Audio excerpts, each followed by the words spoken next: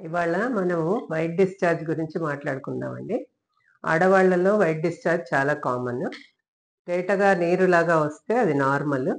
ఒకవేళ కలర్ మారితే అంటే యెల్లోయిష్ కానీ, గ్రీనిష్ కానీ, లేకపోతే white curd like cheesy discharge ఉన్నా, ఇలాంటివి ఏమన్నా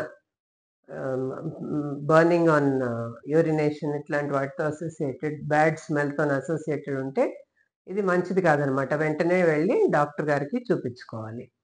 మనకు నోట్లో ఉన్నన్ని క్రిములు వెజైనాలో కూడా ఉంటాయండి. కానీ అన్నీ బ్యాలెన్స్‌లో ఉంటాయి. మైక్రోబ్స్, ఈస్ట్ సెల్స్, లాక్టోబాసిల్లై ఇవన్నీ. ఇవి బ్యాలెన్స్ తప్పితే ఇన్ఫెక్షన్ వస్తుందనమాట. సర్వసాధారణంగా యంగ్ ఏజ్‌లో చిన్న పిల్లలకి, లేకపోతే పీరియడ్స్ ఆగిపోయి మెనోపాజ్‌లో ఉన్న వాళ్ళకి ఆహ్, హార్మోన్స్ తగ్గిపోయి ఇన్ఫెక్షన్స్ వస్తాయి. యుక్త వయస్సులో ఉన్నప్పటి నుంచి వాళ్ళకి మామూలుగా పీరియడ్స్ అప్పుడు తేటగా నీరులాగా డిశ్చార్జ్ అవ్వడము, పీరియడ్స్ అయ్యే ముందు చిక్కగా అవ్వడము వైటిష్‌గా అది చాలా నార్మల్. అది ఇన్ఫెక్షన్ కాదు.